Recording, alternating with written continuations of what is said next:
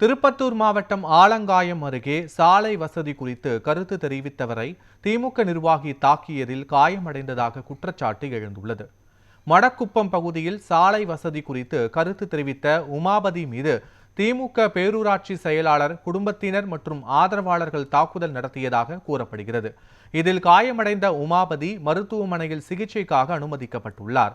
ஆலங்காயம் போலீசார் 6 பேர் மீது வழக்கு பதிவு செய்து விசாரணை மேற்கொண்டு வருகின்றனர்.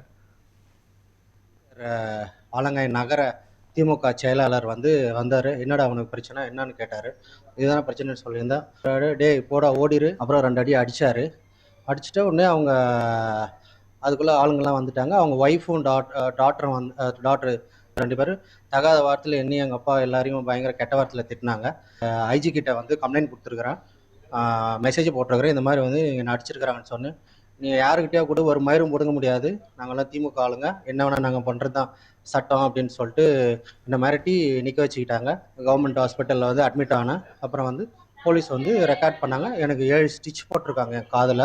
ஆன்லைன்லேயும் கம்ப்ளைண்ட் நான் அனுப்ப போகிறேன். இன்னொரு கம்ப்ளைண்ட் நடவடிக்கை இது வரைக்கும் இன்னும் எடுக்காமல் இருக்காங்க. ரொம்ப பயமாக இருக்குது. இவங்க ரொம்ப அராஜகமாக பண்ணுறாங்க. எனக்கு வீட்டுக்கு போகிறதுக்கு பயமாக இருக்குது. இவங்க